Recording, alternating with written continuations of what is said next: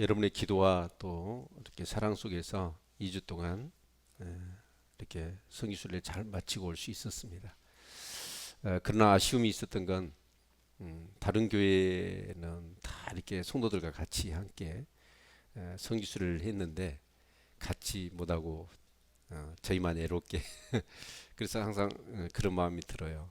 근데 그 예루살렘 성지 곳곳을 다녀보면 이렇게 날씨가 고르진 않았어요. 비가 오기도 하고 그랬는데 그 중에도 뭐 백인들, 흑인들, 뭐 세계 곳곳에서 예수 그리스도의 복음을 경험했던 사람들이 그 성지 순례를 하고 싶어 가지고, 그러니까 옛날에는 그랬다고 그래요. 비행기나 그런 것이 발달하지 않을 때 일생에 예수를 믿는 사람은 성지 순례 한번 하는 것이 소망.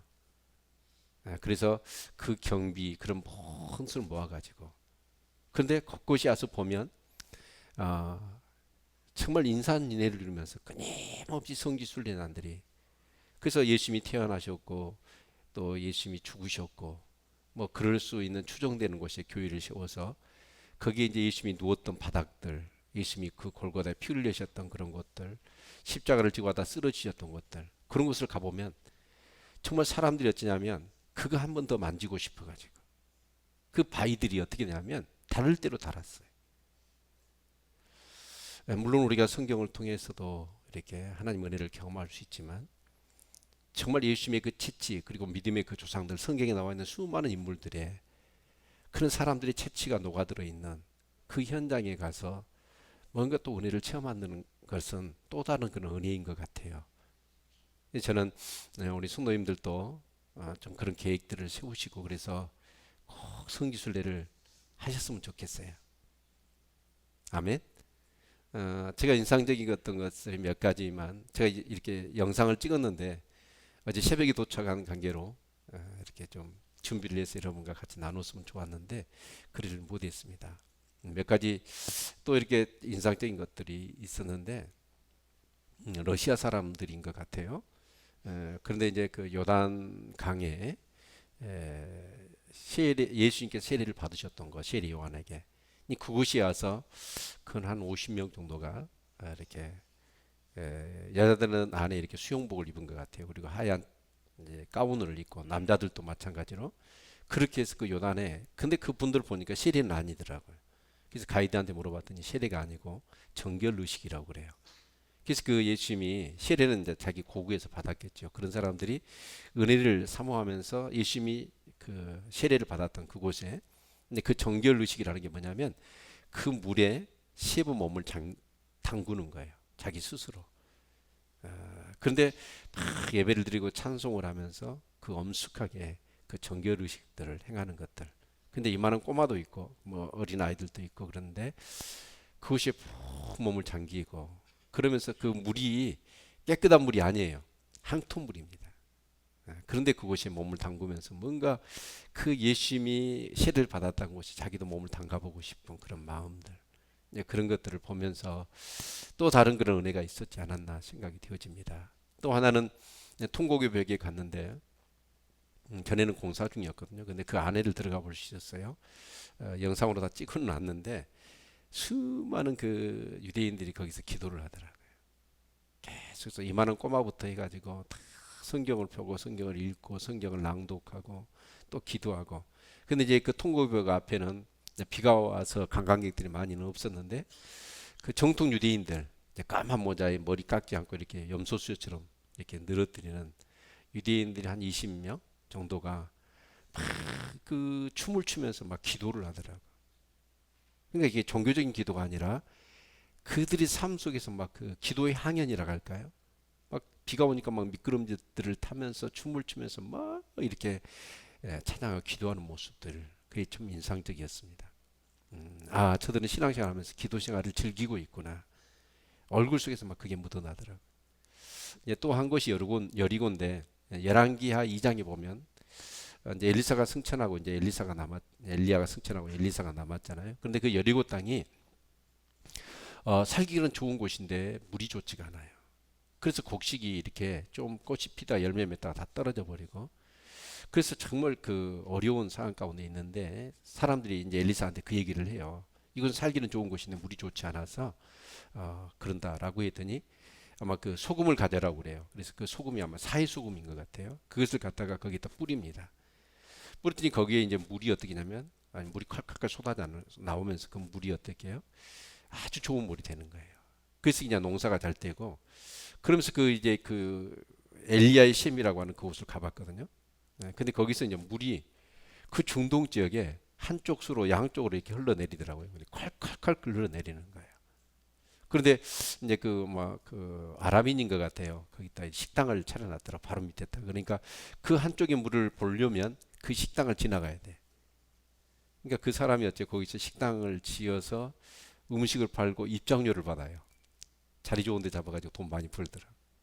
그런데 어떤 걸 느꼈냐면 엘리사 시대라고 한다면 지금부터 한 3,000년 이전의 시대에 근데 한 사람의 기름 부음을 통해서 거기서 그 여리고 생수가 나오더라고요. 생수가 유명한 생수랍니다. 여리고 생수가. 근데 그 엘리사의 한 기름 부음을 통해서 3,000년이 지났음에도 불구하고 사람들이 계속해서 혜택을 받더라고요. 예. 하여튼 참 감동이 있었습니다. 한 사람의 기름 부심을 통해서 오고 오는 시대에 계속해서 이해할 수 없는 것인데 막 물이 막 솟아나는 거예요. 이제 그런 것을 볼 수 있었습니다. 예, 아무튼 예, 잘 다녀왔고요. 그리고 우리 성도님들 정말 그런 열망을 좀 가졌으면 좋겠어요. 성기순례를 꼭 한번 경험할 수 있기를 바랍니다. 아멘. 예. 근데 이제 교회들이 그렇게 예루살렘도 마찬가지 물론 역사적인 어떤 그런 그 격변의 시대를 경험하기도 했지만 그런 교회들이 지금도 살아서 막 신앙생활을 하고 그런 것이 아니라 기념교회로 남아 있고 그런 걸 보면서 느끼는 건 한 가지 그 신앙생활이 계속 유지가 되어지고 할 수 있는 것이 뭐였냐면 말씀이어야 되거든요. 근데 유대인들은 지금도 어때요? 신약은 믿지 않아요. 예수는 믿지 않아요. 근데 그들의 어떤 그런 신앙관을 우리가 이해는 해줘야 될 것 같아요. 우리는 그렇잖아요. 예수가 하나님의 아들, 신이라고 생각하잖아요. 사람이지만 신이라고 생각하잖아요. 그래서 믿잖아요. 근데 유대인들의 사고 속에서는 신이 사람일 수 없어요. 그래서 예수를 받아들이지 않아요. 그래서 그러나 그들은 어때요? 철저한 구약의 하나님, 그 하나님을 정말 잘 믿고 있습니다. 그래서 그 정통파 유대인들은 지금도 철저하게 성경을 연구하고 성경을 묵상하고 거기서 기도하고 그렇게 이제 살아가는 그런 모습들인데 중요한 건 뭐냐면 오늘 저와 여러분에게도 마찬가지예요. 우리 신앙생활에서 핵심 뭐예요? 말씀입니다. 성경입니다. 우리가 신앙생활 하는 데 있어서 열심은 있지만 말씀이 없으면 어때요? 종교가 돼버려요. 우리가 기도하지만 말씀이 없으면 그 기도는 어때요? 세속적인 것만 구하는 거예요. 그래서 정말 이 말씀이 중요하다라는 것을 다시 한번 이렇게 마음 가운데 새길 수가 있었습니다. 여러분 매일 성경 열심히 하시죠? 자, 매일 성경 한번 다 같이 한번 들어보실까요? 자, 매일 성경 예배 시간에 꼭 가지고 오시라고 말씀드렸습니다. 그리고 매일매일 성경을 묵상하실 수 있기를 바랍니다. 아멘. 예, 한국이 60년대, 70년대, 80년대 교회는 부흥했어요. 너도 나도 없이 이렇게 교회가 부흥하고 교회를 안 다니면 안 될 것 같고 막 그러면서 또 이렇게 신앙생활을 잘한 나머지 하나님께서 우리나라에 복을 주셨잖아요. 근데 지금은 어쩌냐? 교회가 쇠퇴기입니다. 흔히 거품이라고 그러죠. 거품이 빠지고 있어요. 진짜로 말씀을 통해서 인격적인 하나님과 삶 속에서 그 내 인생의 주인 대신 그 하나님을 경험하지 못한 사람들, 그냥 분위기에 쓸려서 그냥 교회에 나왔던 사람들은 지금 어쩌냐? 다 신앙 못 지키고 신앙을 저버리고 있습니다. 거품이 빠지고 있어요. 정말 여러분 날마다 이 말씀하신 하나님을 여러분 삶 속에서 경험하시는 삶이 되실 수 있기를 축원합니다. 아멘. 자, 오늘 여기 본문의 말씀을 같이 살펴보기를 원합니다. 오늘 그 메시지의 핵심이 뭐냐면 제가 볼 때는 모든 탐심을 물리치라. 탐심에 대한 내용입니다. 아마 이제 어떤 한 사람이 예수님께 와가지고 내 형에게 명하여서 유산을 부모님께서 주시는 유산을 나와 같이 나누게 해주십시오.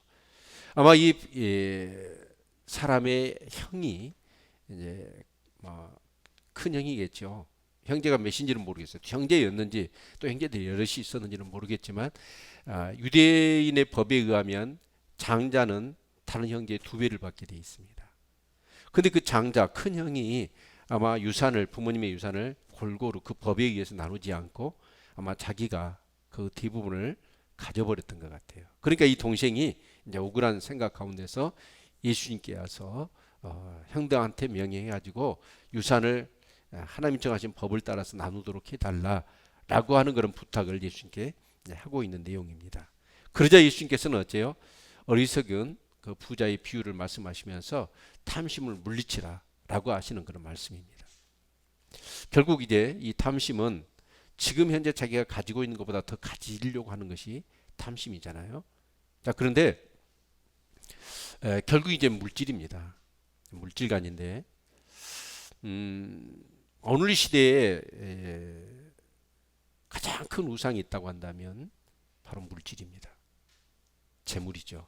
그래서 예수님께서도 아마 이 시대적인 상황 속에서 이런 상황들이 올 것을 아마 역사 가운데 계속 그래왔지만 가장 두드러지는 오늘 시대에 해당되는 더 분명한 말씀인 것 같아요. 그래서 하나님과 재물을 겸하여 섬길 수 없다. 하나님과 재물을 겸하여 섬길 수 없다.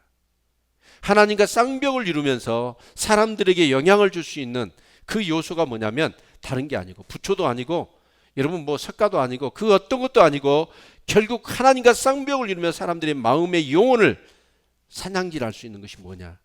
물질로 본 거예요. 왜 그럴까요? 오늘 시대에 보면 이 물질이란 건 하나님만큼이나 전지전능합니다.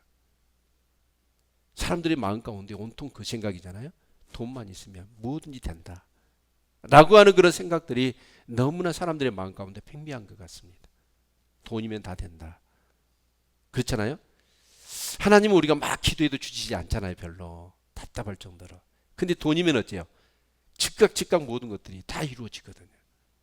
그래서 어떻게 보면 오늘 시대에 하나님보다 더 우리 마음 가운데 정말 영향을 줄 수 있고 큰 힘이 되는 건 물질일 겁니다. 또 하나님의 어떤 그런 성품 중에 하나가 뭐냐? 무소부재입니다. 하나님은 어디에나 계시다는 거예요. 그것만큼이나 사람들의 마음 생각 속에서 어떤 생각이냐면 어디에서나 내가 돈만 있으면 된다는, 다 통한다는 거. 이런 생각들이 오늘 우리의 마음 가운데 너무 강하게 차지하고 있지 않는가. 그것은 믿는 사람이나 믿지 않는 사람이나 아마 거의 똑같은 그런 영향을 받는 것이 물질이 아닌가, 그런 생각을 해볼 수가 있을 것 같아요. 한 의좋은 형제가 있었어요. 의형제. 다 소문이 나 있습니다. 그 형제가 그렇게 서로 나누고 이해하고 그렇게 의가 좋은 형제가 있었답니다. 근데 이 두 형제가 여행을 하게 됐어요. 여행을 하다가 어느 날 이만한 금덩이를 동생이 주운 거예요. 그러자 그 형제가 너무 기뻐했습니다. 와, 형제다. 우리가 의가 좋으니까 하나님께 이렇게 축복하셨는가 보다 라고 이제 그 금덩이를 가지고 이제 이렇게 여행을 하다가 강을 건너게 됐어요. 근데 동생이요, 그 예지중지했던 금덩이를 강물에 딱 버려버리는 거예요. 형이 깜짝 놀라서 너 지금 뭐 하는 짓이야? 그랬더니 동생이 이런 솔직한 마음을 얘기하는 거예요. 형님, 제가 이 돌덩이를 줍는 순간부터 어떤 마음이 들었냐면 형님이 없었다면 이건 다 내 차지인데, 이런 생각이 계속 꼬리에 꼬리를 물면서 자기 마음을 파고 막 흔들더라는 거예요. 편하지가 않았다는 거예요.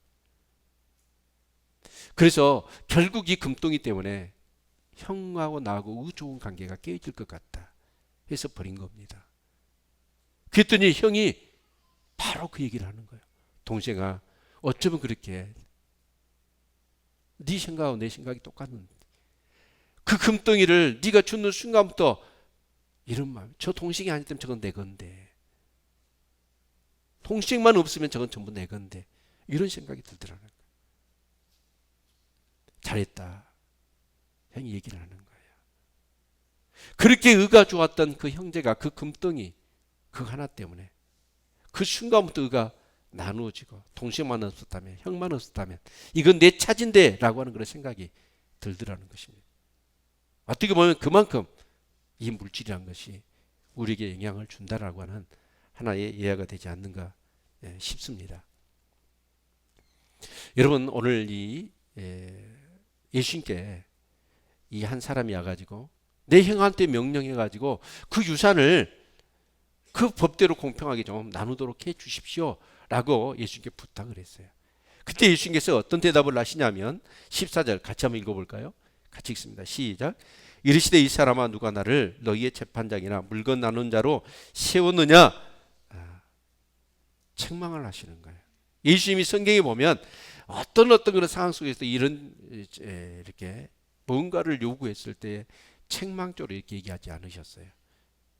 근데 이 물건을 나누는 자, 재판장으로 여겨서 이렇게 했다는 것보다도 예수님의 그 책망의 그 주요한 요인이 무엇인가라는 것을 오늘 성경을 통해서 볼 수 있어야 합니다. 이 사람이 있어서 예수님은 누구냐 하는 거예요. 저와 여러분이 있어서 예수님은 누구십니까? 이 사람은 어떤 물건이나 물질이나 그것들을 공평하게 나누고 뭔가 물질을 좀 더해줄 수 있는 분으로 예수님을 여겼다는 거예요. 그러나 예수님은 어째요? 나는 그런 사람이 아니다. 그것과는 비교가 될 수 없는 어마어마하고 상상을 초월할 수 있는 것을 우리에게 주실 수 있는 분인데 이 사람은 예수님을 어떻게 생각했냐면 그런 자로 여겼다는 거예요. 우리의 사실 성경을 대하고 우리가 신앙생활 하면서 가장 중요한 질문이 뭐라고 그랬어요? 예수님은 누구냐 하는 거예요. 여러분, 예수님 여러분이 누구십니까? 우리는 그렇습니다. 흔히 많은 사람들이 예수를 믿으면 복 받는다. 물론 예수님은 복을 주시는 분이셔요. 그러나 예수님은 우리에게 단지 있다가 없어질 그런 썩어질 세상의 어떤 그런 물질 그것을 조금 더해주고 우리 삶을 편안하게 해주고 우리의 삶을 더 부유하게 해주는 그런 정도의 그것을 주시기 위해서 예수님이 이 땅에 오신 게 아니에요. 그래서 요한복음 3장 16절에 3장 16절 뭐라고 하죠? 같이 한번 읽어볼까요? 잘 알고 있죠? 네. 자, 요한복음 3장 16절 뭐죠? 하나님이 세상을 이처럼 사랑하사 독생자를 주셨으니 이는 저를 믿는 자마다 멸망치 않고 영생을 얻게 하려 하심이라. 예수님은 우리에게 뭘 주셨어요?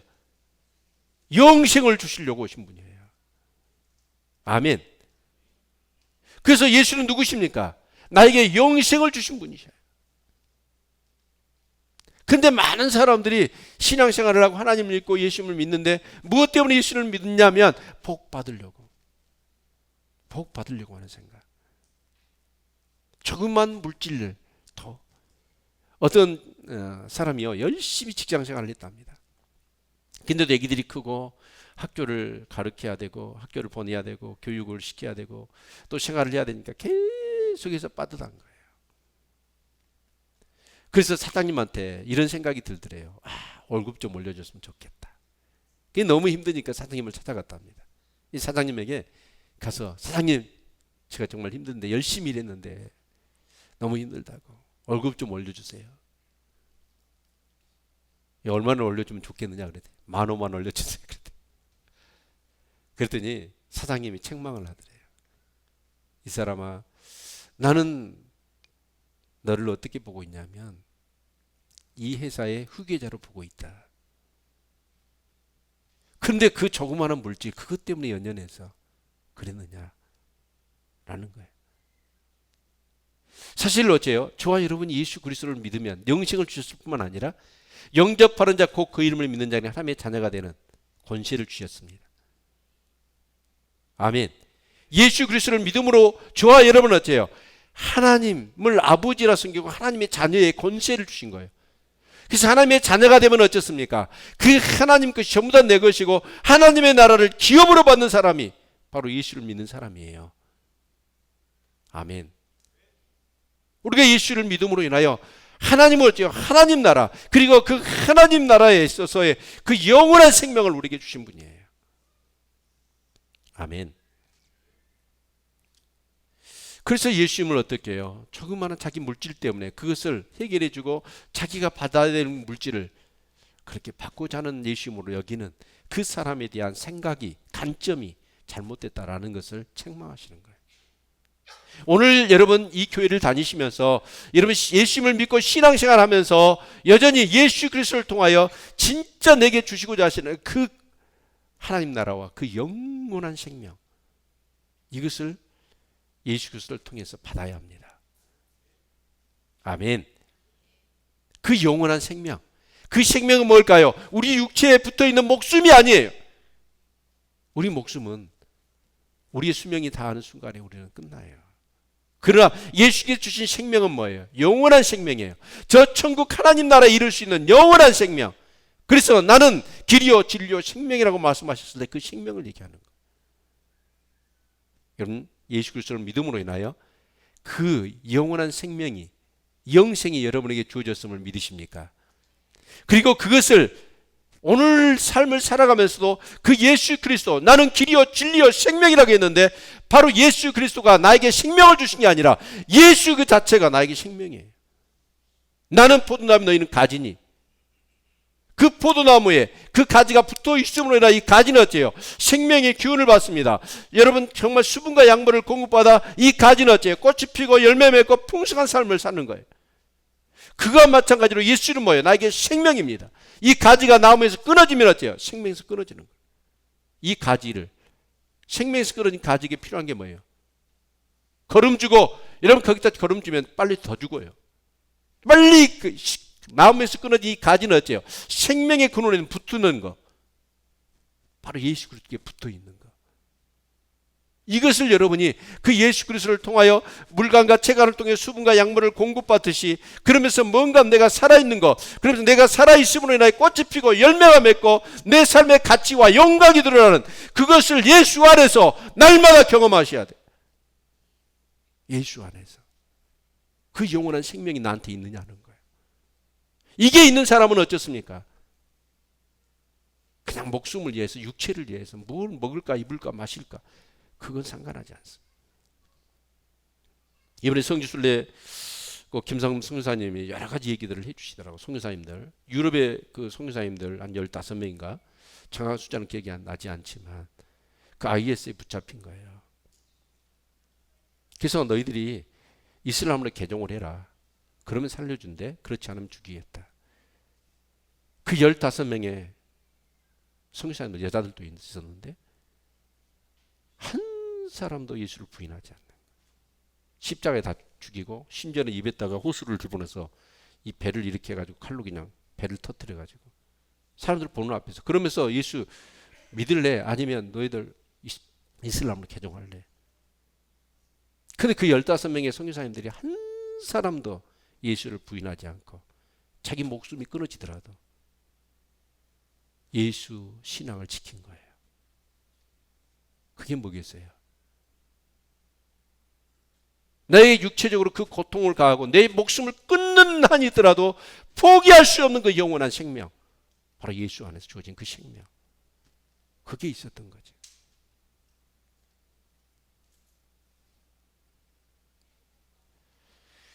예수께서 말씀하십니다. 15절에 그들에게 이르시되 상가 모든 탐심을 물지라 사람의 생명이 그 소유에 넉넉한 데 있지 아니하니라. 이 예수님 말씀하시는 거예요. 탐심을 물리치라 라고 하시면서 사람의 생명이 그 소유에 넉넉한 데 있지 않다. 우리는 어째요? 생명이라는 거, 생명. 근데 그 생명이 어째요? 소유에 의해서 연연하지 않는 거, 환경과 상황에 따라서 연연하지 않는 그 생명이 사실 우리에게 있다라는 거예요. 사랑하는 성도 여러분, 저와 여러분은 예수 그리스도를 믿고 영원한 생명을 공급받은 줄로 믿습니다. 그리고 그 예수 그리스도와의 생명의 관계를 유지하고 있는 줄로 믿습니다. 그렇기 때문에 우리는 어때요?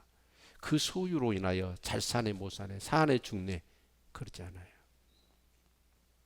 좀 가난해도, 많은 것이 있어도 교만하지 않고, 가난해도 비굴해지지 않고, 그 주어진 삶의 어떤 그런 환경과 상황 속에서 그 생명이신 예수 그리스도로 인하여 우리는 항상 감사하고 기뻐하는 것이 우리의 신앙의 삶인 줄로 믿습니다. 아멘.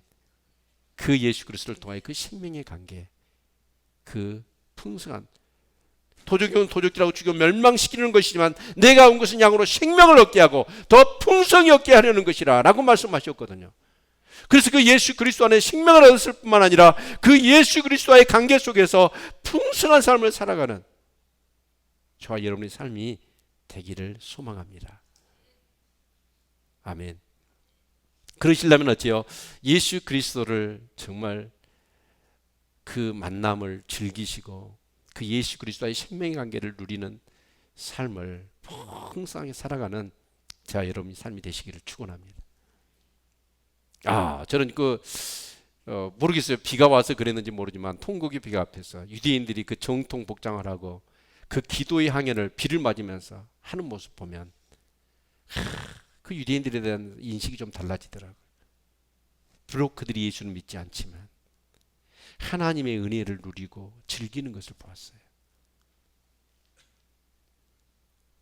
그 비가 오는데도 막 구호를 외치고 노래를 부르면서 막 애기들 같이요, 천진난만하게 막 비가 바닥이 젖어 있잖아요. 막 미끄럼지를 타면서 막 춤을 추면서 그러더라고요.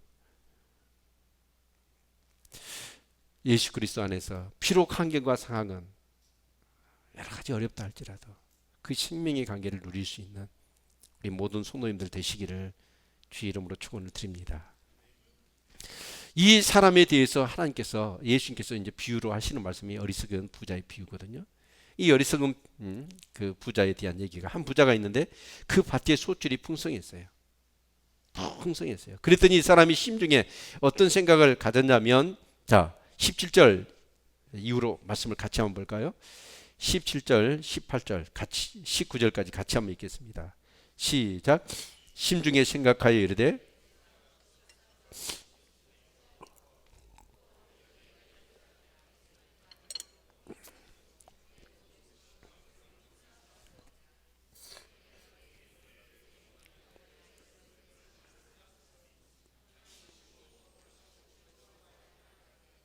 여기서 보면 가장 많이 쓰는 단어가 무슨 단어예요?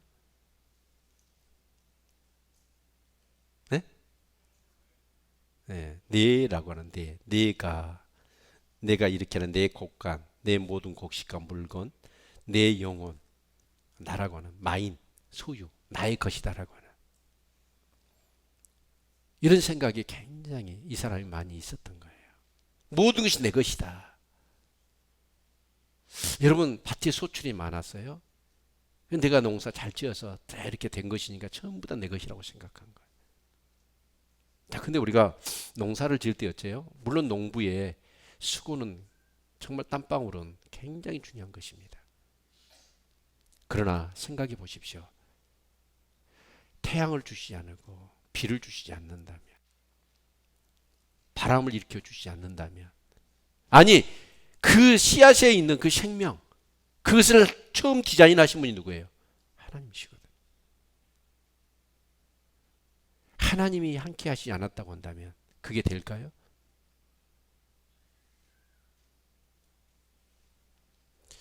이번에도 이렇게 그 예루살렘 일정을 마치고 저기 에글랏이라고 하는 이제 그 홍해, 이스라엘 최남단 그쪽으로 가는데 아라바 강야를 계속 갔어요.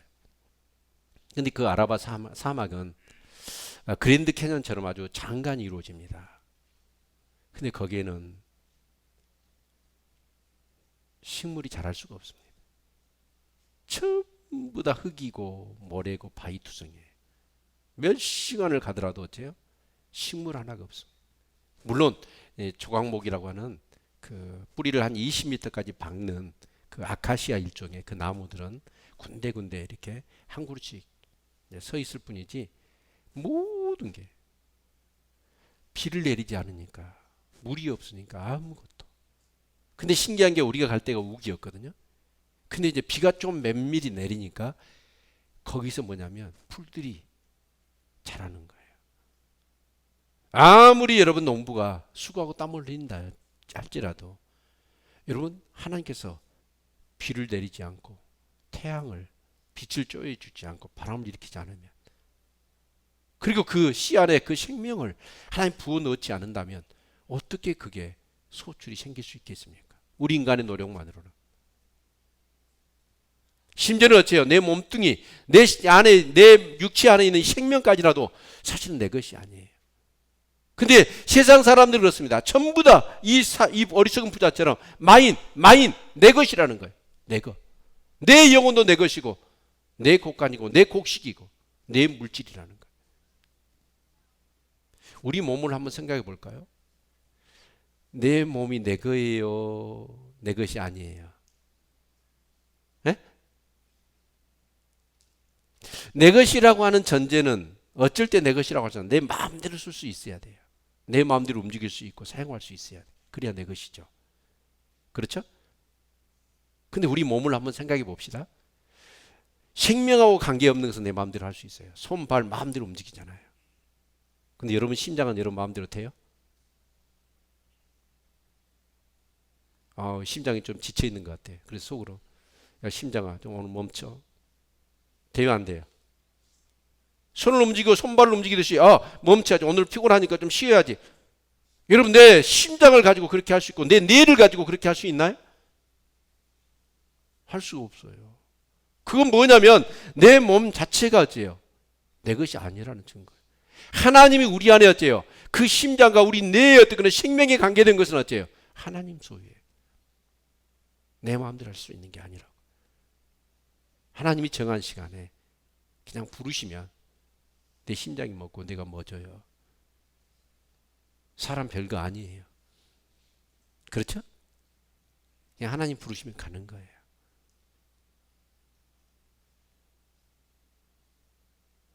그러니까 뭐 테러도 많고 이번에 좀 걱정이, 저도 믿음이 없는가 봐요. 그리고 이번에 비행기 탈 때는 비행기가 별로 요동을 많이 치더라고. 이러다 죽으면 어쩌나. 이런 생각도 들기도 하고 그러는데 어쩔 수 없어. 그 비행기 탔다가 비행기가 그냥 어떻게 추락하고 잘못되면 가는 거지 뭐. 별거 있어요. 거기서 뭐 내가 어떻게. 우리 생명 그렇게 여러분 내 것인 그냥 내 마음대로 할 수 있는 것 같지만 아니에요. 인정하시기를 바랍니다. 내 목숨, 내 영혼을 자기 거래요. 사람이요, 철들기 전에는 전부 다 내 것인 것처럼 살아. 내 마음대로 할 수 있다라고 생각하고 살아요. 그러나 철이 좀 들면 어째요? 내 마음대로 안 되는구나. 그걸 좀 느끼는 거예요. 신앙적으로도 마찬가지입니다. 신앙으로 성숙할 때가 언제냐? 모든 것이 내 것이 아니구나. 하나님의 것이구나. 아멘. 그걸 인정할 수 있기를 바랍니다. 아멘. 네. 내 소유는 그럼 뭘까요? 내 소유도 내 것 아니에요.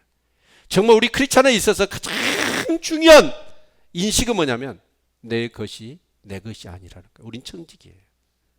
내 생명도 내 몸뚱아리도 내 것이 아니고 하나님께서 주신 거예요. 하나님의 것이에요.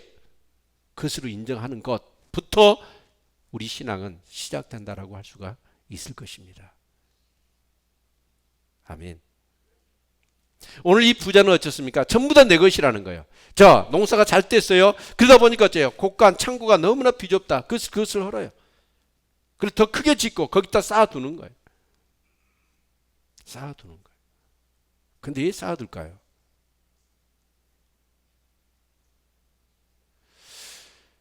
사실은 불안한 거예요. 내 것을 내 것으로 인정한 사람은 내 인생을 내가 책임져야 되고 내 인생의 미래를 내가 책임져야 된다고 생각하는 거예요. 그렇기 때문에 쌓아두려고 하는 거예요. 그런데 쌓아두면 쌓아둘수록 어째요? 오히려 더 불안이 가중되는 겁니다. 이 사람들은 끊임없이 쌓아두려고 그래요. 물론 우리가 저축을 하는 것은 지혜로운 것입니다. 그러나 그것을 쌓아두고 무작정 쌓아두고 그리고 그 목적이 어디에 있냐면 오늘 이 성경을 보면 이 사람의 그 목적이 어디에 있습니까? 자, 19절 같이 한번 읽겠습니다. 시작. 또 내가 내 영혼에게 이르되 영혼아 여러 해 쓸 물건을 많이 쌓아두었으니 평안히 쉬고 먹고 마시고 즐거워하자 하리라 하되. 이 사람의 그 모든 것을 쌓아두었던 그 목적은 어디에 있냐면 바로 평안히 쉬고 먹고 마시고 즐거워하자. 여러분 어떻게 생각하세요? 우리 인생의 목적, 우리 인생의 목적이 평안히 쉬고 먹고 마시고 즐거워하는 데 있는가요? 세상 사람은 그럴 수 있어요. 그러나 적어도 예수 그리스도를 믿고 영원한 생명을 공급받은 하나님의 백성된, 하나님 나라 백성된 저와 여러분의 삶의 목적은 여러분 여기에 있지 않아요. 예수께서 여기에 관계된 말씀을 주셔요. 마태복음 6장 25절 같이 한번 읽겠습니다. 마태복음 6장 25절.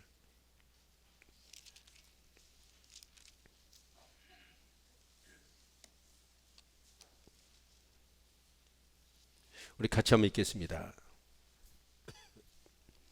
시작.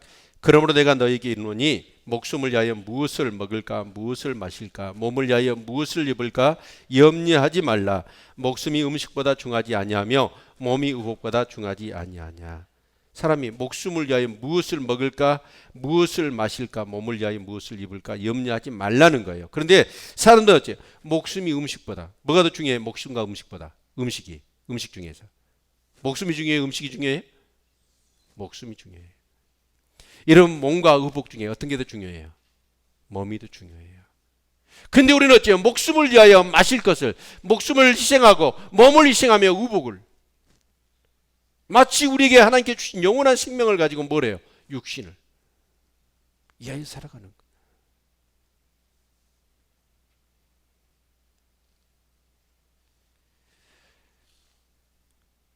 여러분 우리는 영원한 생명을 위하여 살아야 합니다. 그리고 풍성한 삶을 위하여 살아야 합니다. 그러기 위해서는 어째요? 쌓아두면 쌓아둘수록 어째요? 거기에 우리의 마음 뺏기는 거예요. 그러나 나도 그렇고 내 인생도 그렇고 내 미래도 그렇고 나의 모든 것도 어째요? 하나님의 것이에요. 그래서 우리는 하나님께 주시는 모든 것, 내 시간, 내 생명, 내 목숨, 내 몸, 나에게 주어진 물질 모든 것을 가지고 뭘 해야 되냐면 하나님 나라 의를 구하는 삶을 살아야 합니다. 아멘. 근데 이게 믿음이 있어야 가능한 거예요. 믿음이 없으면 죽었다 깨어나도 못합니다. 믿음이 없으면 매우 하나님이 나의 모든 내 인생의 주인이시고 나의 모든 것의 주인이라는 사실을 우리가 믿지 못하면 내가 내 인생을 책임져야 되니까 계속 싸워야 돼요. 그러나 정말 하나님이 내 인생의 주인이라고 생각하는 사람은 어째요? 내 삶을 주님 앞에 던져요. 그러면 어째요? 내가 책임지는 게 아니라 하나님 책임져 주시는 거예요. 아멘. 하나님 책임지는 인생을 살 수 있기를 바랍니다. 그러기 위해서는 어째요? 쌓아두는 인생이 아니라 하나님께 주신 걸 가지고 뭔가 하나님께 영광을 돌리는 나누고 베푸는 삶. 그런 삶을 살아야 되는 거예요. 올해도 이렇게 많이 들은 얘기입니다. 근데 실제로 여러분이 경험을 해보면 이제 사회 일정이 있었어요. 그래서 근데 지금 이제 이스라엘로 얘기하면 겨울입니다. 이제 사회 체험을 이제 저는 이제 사회를 이제 이렇게 가봤지만 다른 교회 성도님들은 가보지 않았잖아요. 근데 이 사회는 어떤 곳이냐면, 근데 이번에 사회를 갔더니 사회 물이요 굉장히 많이 줄어들어 버렸어요. 사회 물이. 왜냐하면 아마 시리아에서 큰 댐을 만들었다고 그래요. 그래서 그 물을 이제 이렇게 레바논 거쳐서 이스라엘로 흘러 내려가야 되는데 물이 흘러가질 않아요. 근데 이 갈릴리 바다에서 물이 이제 요단을 거쳐서 사이로 흘러가는데 그 양이 너무나 적으니까 이제 물이 증발은 되어지고 그러니까 염도가 더 높은 거죠. 죽음의 바다라고 그러잖아요. 생물이 하나가 살 수 없어요. 그래서 겨울이라 이제 바다는 들어갈 수 없을 것 같았는데 청년들 젊은 사람들은 바다로 막 들어가더라. 근데 그 바닷가에 이제 호텔을 하나 만들어 놨어요. 그래서 거기서 우리가 이렇게 하루를 1박을 했는데 사해 물을 끌어들였어요. 그래서 실내에서 풀장을 만들었어. 그리고 이제 추우니까 물을 데웠더라고. 야, 그 안에도 이제 그 농도가 33%잖아요. 염도가. 그러니까 생물이 살 수가 없잖아요. 근데 몸이 떠요. 그냥 누워서 이렇게 신문지 보고 그래요. 근데 그 물을 끓였으니까 얼마나 그래가지고 그 풀장에 가가지고 물이 퐁 떠버려요 몸이. 의도적으로 몸을 가라앉히려는데 안 가라지는 거예요. 이 죽음의 바다 사해가 돼버린 거죠. 기형적인 바다가 돼버린 거예요. 생명이 살 수 없는. 이 사이는 어째요? 아마 소돔과 고모라 우리 창세기 강의하면서 그랬잖아요. 거기에 그냥 유황불이 쏟아지니까 그것이 움푹 패였어요. 가장 밑에.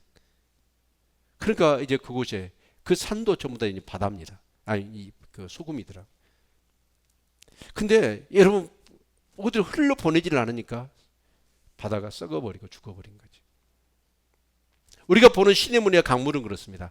계속 물이 흐르잖아요. 강물이 그 봤던 물이 어제 물이 아니에요. 그 물을 흘러가는 거예요. 흘러가는데 어째요? 그 여리고의 물도 마찬가지예요. 그 시엠에서 물이 막 칼칼칼 쏟아져서 막 흘러 내려가는데 여러분 그렇습니다.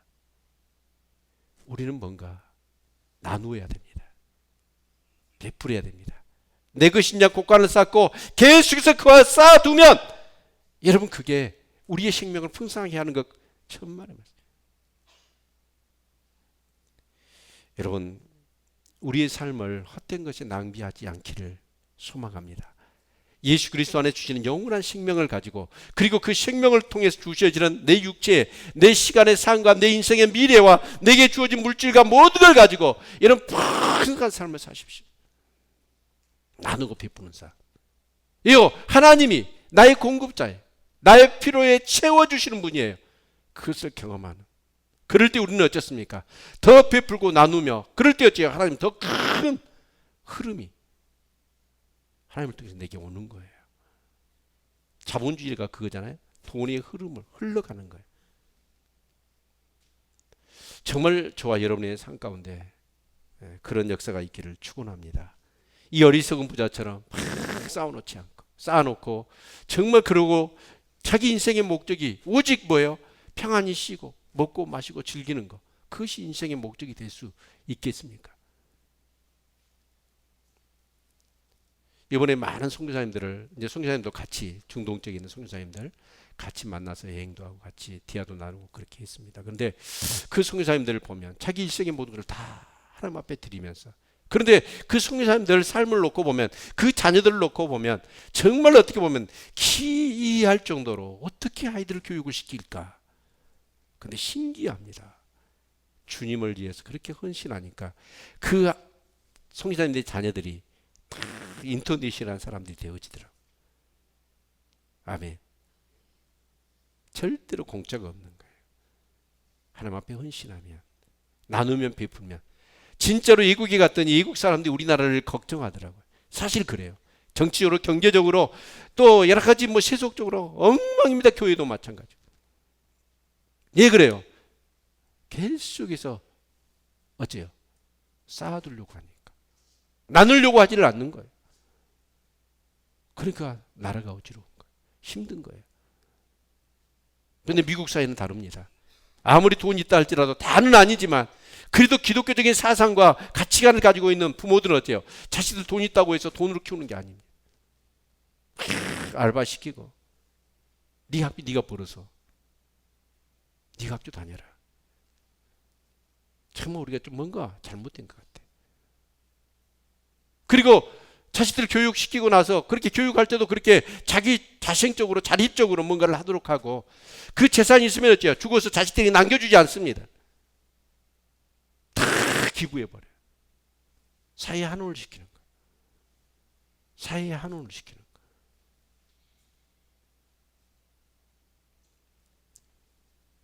미국에 한참 막 석유가 이렇게 했을 때가 석유 재벌이 이제 목사님 신방 오시라고 해가지고 자기 자랑을 좀 하려고 큰 재택의 옥상에 연회를 딱 베풀고 나서 사방팔방을 가리키면서 그 미국은 어마어마하게 땅덩이가 넓잖아요. 이 자기 농장 전부 다 석유가 나오는 거예요. 그러니까 동서남북을 가리키면서 막 자랑을 해놓더라. 그때 목사님 그런 거예요. 그래 알았습니다. 사방팔방이 당신의 어마어마한 재산이 있는데 저 하늘에 당신 재산이 있느냐? 저 하늘에 쌓아오는 재산이 있느냐? 라고 묻더라. 우리는 오직 이 세상에 너무 현세적인 신앙, 이 땅에서 잘 먹고 잘 살고 그러기 위해서는 신앙생활, 내시의 지향적인 신앙생활을 그 신앙을 다 잃어버렸어요. 저 하나님 나라를 잃어버린 거예요. 사실은 하나님 나라를. 우리의 생명의 소유가, 우리의 생명이 그 소유의 넉넉함이 있지 않는데,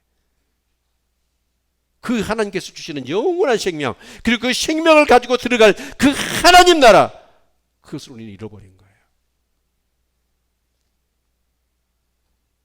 솔직히 우리 교인들 중에 11조를 하시는 분들이 몇 퍼센트나 된지 아세요?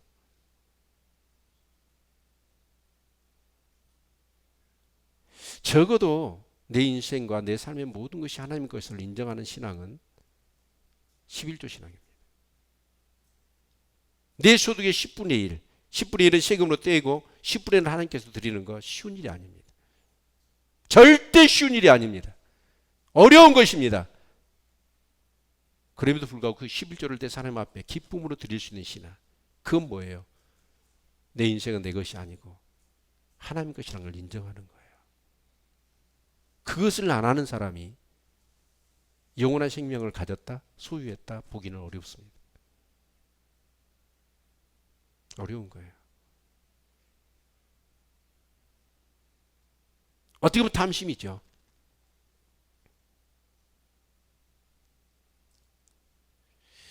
여러분, 내가 무엇을 선택하고 무엇을 추구해야 되는가? 우리는 어째요? 내 육신의 옛사람은 다 죽은 거예요, 십자가에. 그리고 우리는 예수 그리스도에서 새로운 생명을 공급받고, 우리는 어째요? 이 땅에서 나그네의 삶이에요. 우리의 본향은 저 하나님 나라입니다. 그 소규제벌이 동서남북을 가리키면서 자기 재산이 많다고 자랑을 했지만, 저 하나님 나라에 당신이 쌓아놓은 것이 무엇이 있느냐? 저 하나님 나라를 위해서. 당신이 갈 영원한 그 하나님 나라, 그것에 쌓아놓은 것이 무엇이냐는 거예요.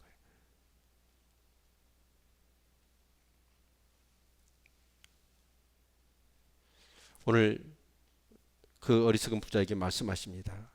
어리석은 자여, 오늘 밤에 내 영혼을 도로 찾으리니 그러면 준비한 것이 누구의 것이 되겠느냐 라고 말씀하고 계십니다. 여러분, 그래도요, 우리가 신앙생활 하면서 적어도 하나님의 것, 하나님께 주시는 것, 그것을 정말 그 세상이 그 어떤 거하고 맞바꾸지 않고 그것을 애써 지키려고 몸부림치는 거. 그 싸움이 아마 하나님 나라 가는 순간까지 계속되어질 것입니다. 여러분, 결코 우리의 생명은 소유에 넉넉한 데 있지 않습니다. 그 소유를 가지고 어때요? 정말 하나님의 그 부르심, 하나님의 자녀로 부르신 그 부르심을 쫓아서 정말 내 주어진 어떤 시간과 몸뚱아리, 내 주어진 어떤 그런 삶, 모든 걸 가지고 그 하나님께 영광을 올리는 그런 삶을 사는 것. 마가의 다락방을 갈 수 있었습니다. 마가의 집은 부자였던 것 같아요. 집이 굉장히 좋더라고요. 근데 그 당시에 예수를 믿으면 잡아 죽이는 시대 아닙니까? 근데도 불구하고 그 사람들을 위하여 자기의 다락방을 내줬어요. 그럴 수 있는 사람. 하나님의 영광과 하나님의 나라를 위한 것이라고 한다면, 그 영혼과 생명을 위한 것이라고 한다면, 나의 어떤 것을 하나님 것으로 인정하고 기쁨으로 드릴 수 있는 사람. 그런 사람들을 통해서 하나님의 나라가 이루어지는 거죠. 저는 그렇습니다. 우리 교회 다니시는 우리 모든 성도님들, 11조요, 제가 해보니까 그래요. 그거요, 없어도 살고 있어도 살아요. 그거 중요한 거 아니에요. 여러분, 내 영혼이 기뻐해야 합니다. 내 영혼이 즐거워야 합니다. 근데 그렇게 이렇게 하나님 앞에 드리면서 살아봤더니 하나님이 더 책임을 져주시더라고요. 내 삶 가운데 더 책임을 져주시더라고요. 더 필요한 것을 공급해 주시더라고요. 그 어마어마한 예배당을 지을 때 많은 사람 하나님 나라의 가치와 그 영혼의 생명의 그 소중함을 알고 자기 물질을 들여 그 예배당을 짓고 또 하나님의 사역들을 위하여 헌신하는 그런 모습들, 그런 역사들을 통해서 결국 하나님의 나라는 이 땅 가운데서 계속해서 이루어져 왔던 것입니다. 하나님 밖에 있는 우리의 욕심들, 탐심들은 결국은 다 헛되고 헛된 것뿐입니다. 주 안에 있는 것만이 영원한 거고 그것만이 우리에게 영원한 생명이 되어진 줄로 믿습니다. 사랑하는 성도 여러분, 오늘 이 어리석은 부자처럼 오직 모든 건 내 것에 집착하고 그것만을 불리기 위해서 더 쌓고 쌓는, 그래서 불안과 두려움, 참 우리가 이 신앙생활 하면서 두려움이라는 요소는요 굉장히 큰 것 같아요. 믿음이 없으면 두려움이 옵니다. 그러나 믿음이 생기면 두려움은 사라집니다. 그리고 그 믿음으로 행할 때마다 하나님은 우리 안에 더 큰 그런 기쁨, 그로 인하여 그 풍성한 삶을 우리에게 주시는 것이죠. 사랑하는 성도 여러분, 우리 예수 그리스도는 포도나무이십니다. 우리는 가지입니다. 이 가지가 해야 될 일은 다른 데 있지 않아요. 오직 그 나무에 딱 붙어 있는 것, 그것이 예배 생활이고 신앙 생활이고 말씀 생활이고 기도 생활입니다.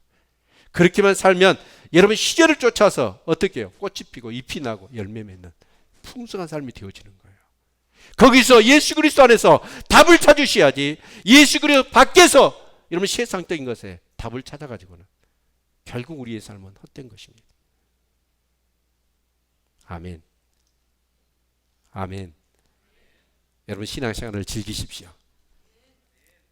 그 유대인들이 그 피를 맞아가면서 춤을 추고 애기들 같이, 전 충격적이었어요. 유대 정통 복장을 한 사람들이 엄숙하고 거룩하고 다 그렇게 다니는 모습만 봤지, 애기들처럼 막 그렇게 그 빗길에 미끄럼틀을 타면서 춤을 추면서 막 그런 모습 처음 봤거든요. 신앙생활을 즐기십시오. 하나님 앞에 드리는 것을 즐기십시오.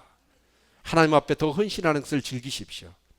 여러분 그럴 때 여러분 더 풍성한 삶을 살아가게 될 것입니다. 우리나라를 위해서 중보합시다.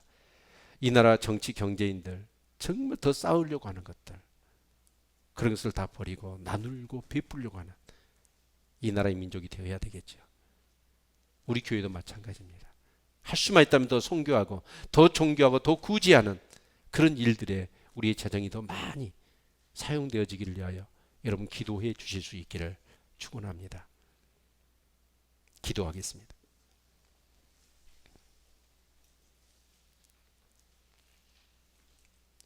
창세기 12장에 보면 하나님이 그 갈대아 우리에서 아브라함을 부르십니다.